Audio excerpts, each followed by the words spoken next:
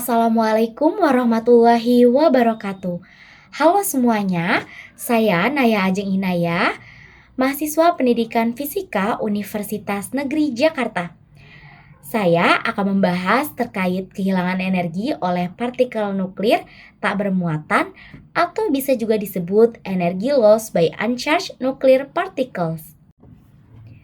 Pada pembahasan kali ini, kita akan mempelajari bagaimana partikel nuklir tak bermuatan kehilangan energinya ketika melewati suatu medium.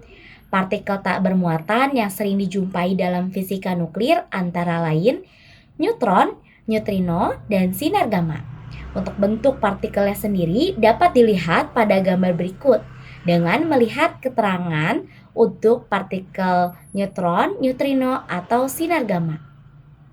Berbeda dengan proton atau partikel alfa yang bermuatan listrik, partikel-partikel ini tidak dapat berinteraksi langsung dengan elektron atom melalui gaya Coulomb. Karena tidak memiliki muatan listrik, mekanisme kehilangan energinya juga berbeda. Energi partikel akan berkurang melalui proses interaksi dengan inti atom atau melalui reaksi nuklir tertentu. Pemahaman mengenai proses ini sangatlah penting karena menjadi dasar dalam teknologi reaktor nuklir, deteksi radiasi, serta aplikasi medis. Selanjutnya yaitu kehilangan energi oleh neutron atau energi loss by neutron. Neutron merupakan partikel tak bermuatan yang paling penting dalam fisika nuklir. Ketika neutron memasuki suatu medium, terdapat dua kemungkinan interaksi yang terjadi. Pertama adalah hamburan atau scattering. Pada proses ini, neutron bertumbukan dengan inti atom dan kehilangan sebagian energinya. Tetapi, neutron masih tetap ada setelah tumbukan. Yang kedua yaitu reaksi nuklir. Dalam proses ini, neutron berinteraksi dengan inti target dan dapat diserap oleh inti tersebut. Akibatnya, neutron tidak lagi muncul sebagai partikel bebas, sehingga dianggap hilang dari sistem.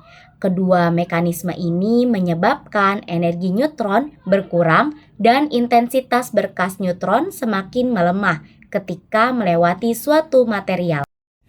Salah satu mekanisme utama kehilangan energi neutron adalah hamburan elastik atau elastic scattering. Pada proses ini, neutron menumbuk inti atom dan sebagian energi kinetiknya berpindah ke inti tersebut.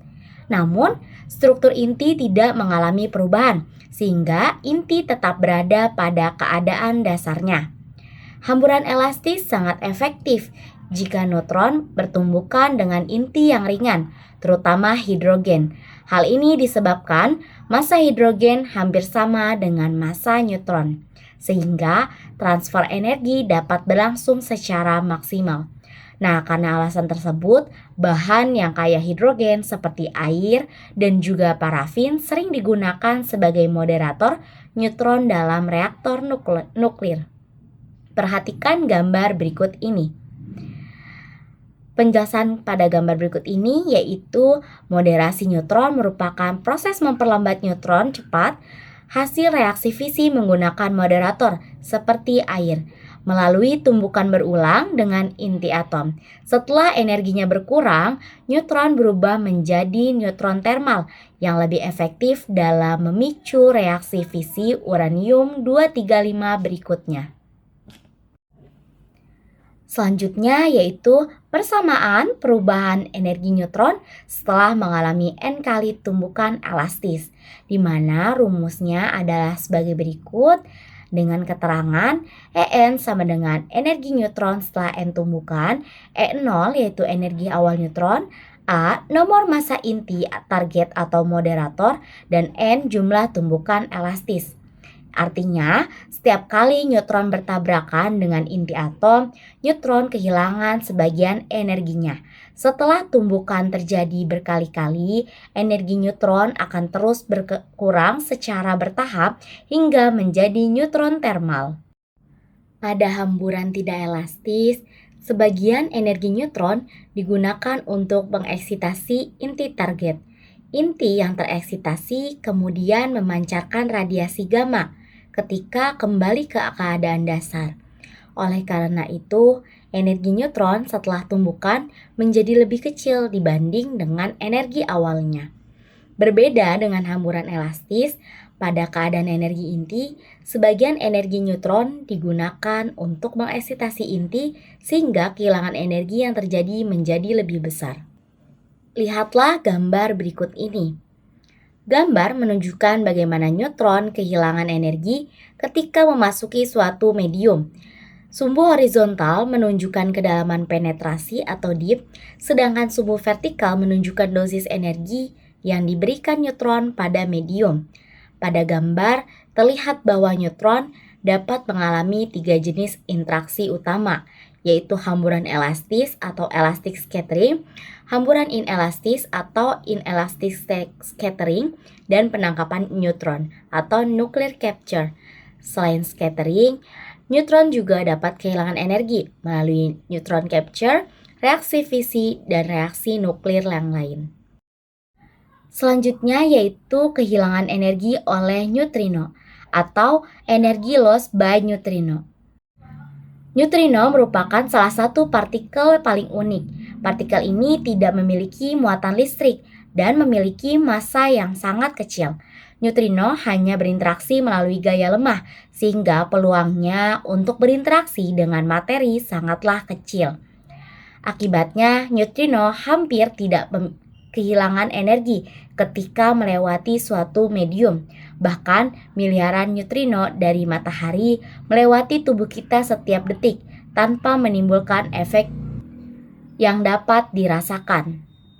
Karakteristiknya sendiri yaitu yang pertama tidak bermuatan, yang kedua massa sangat kecil, yang ketiga interaksi lemah, dan yang keempat sulit dideteksi. Selanjutnya yaitu jenis-jenis neutrino. Neutrino sendiri memiliki 3 jenis atau flavor, yaitu neutrino elektron, neutrino muon, dan neutrino tau. Masing-masing jenisnya berkaitan dengan partikel lepton yang berbeda. Walaupun memiliki karakteristik yang mirip, ketiganya memiliki probabilitas interaksi yang berbeda terhadap materi. Karena sangat sulit untuk dideteksi, ilmuwan biasanya mengamati partikel hasil interaksi neutrino ini untuk mengetahui keberadaannya. Selanjutnya yaitu contoh kasus pada materi ini. Diskusikan bagaimana daya henti partikel bermuatan berat berubah dengan yang pertama energi partikel dan yang kedua ketebalan medium penyerap. Kemudian hitung energi partikel yang akan memiliki ionisasi spesifik yang kira-kira sama dengan proton 30 MeV atau mega electron volt. Stopping power adalah besarnya energi yang hilang oleh suatu partikel bermuatan setiap satuan jarak ketika melewati medium penyerap. Nah, nilai stopping power ini sangat dipengaruhi oleh energi ataupun kecepatan partikel. Pada energi rendah, partikel bergerak lebih lambat, sehingga interaksi Coulomb dengan elektron dalam medium menjadi lebih kuat. Akibatnya, energi yang hilang per satuan jarak menjadi lebih besar, dan stopping power-nya bernilai tinggi. Sebaliknya, ketika energi partikel meningkat, kecepatannya juga meningkat, sehingga waktu interaksi dengan elektron medium menjadi lebih singkat. Hal ini menyebabkan transfer energi berkurang dan stopping power menjadi menurun. Namun, pada energi yang sangat tinggi, muncul efek relativistik yang menyebabkan stopping power meningkat kembali.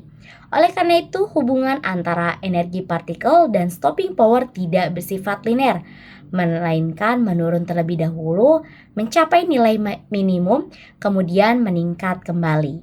Dari fenomena ini dapat disimpulkan bahwa partikel bermuatan berat kehilangan energi paling besar saat bergerak lambat, sedangkan saat bergerak sangat cepat, kehilangan energinya cenderung lebih kecil, sebelum akhirnya meningkat kembali pada energi relativistik. Selanjutnya yaitu pengaruh ketebalan medium terhadap stopping power. Ketika partikel bergerak semakin ke dalam, ke arah medium, maka energi partikelnya terus berkurang. Kecepatannya menurun sehingga stopping power-nya meningkat. Akibatnya, kehilangan energi terbesar terjadi menjelang akhir lintasan partikel dan membentuk berapi. Yang artinya partikel berat melepaskan sebagian besar energinya pada akhir lintasan.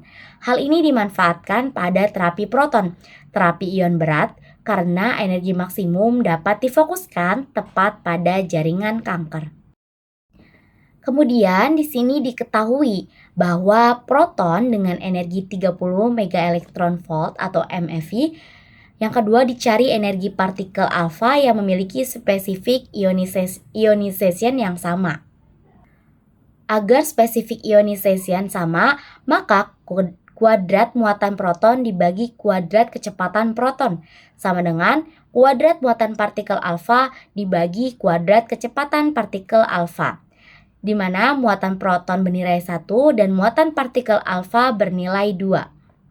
Setelah nilai muatan disubstitusikan, diperoleh 1 per V proton kuadrat sama dengan 4 per V alfa kuadrat, sehingga didapat lagi V alfa kuadrat sama dengan 4 kali V proton kuadrat.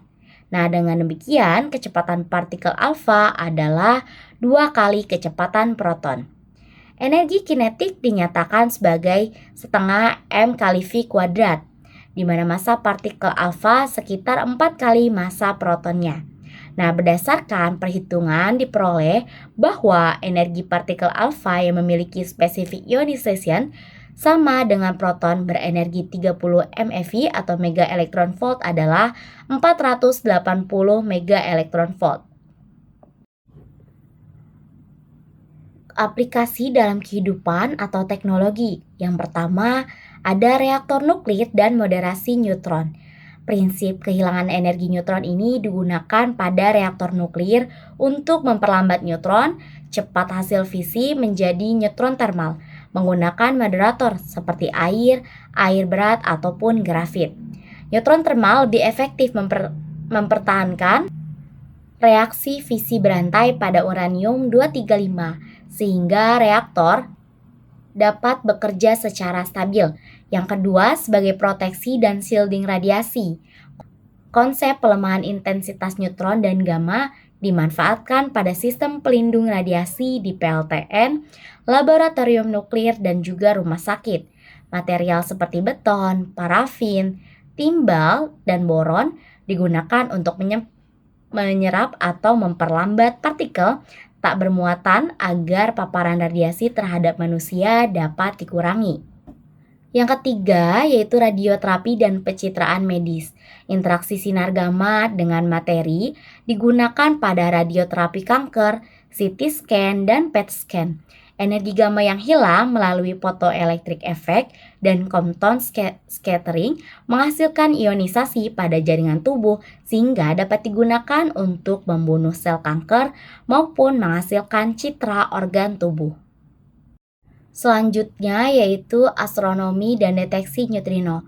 Karena neutrino hampir tidak kehilangan energi ketika melewati materi, partikel ini digunakan untuk mempelajari fenomena kosmik seperti supernova dan aktivitas matahari.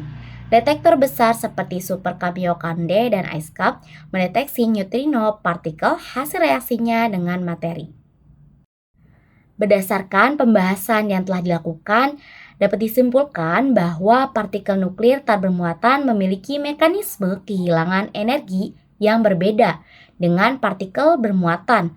Neutron kehilangan energi melalui hamburan elastis, hamburan tidak elastis, serta berbagai reaksi nuklir yang terjadi ketika neutron berinteraksi dengan materi.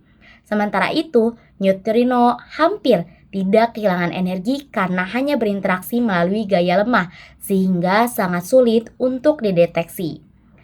Pemahaman mengenai kehilangan energi partikel tak bermuatan sangatlah penting karena menjadi dasar dalam berbagai aplikasi seperti reaktor nuklir, proteksi radiasi, dan juga penelitian astronomi modern.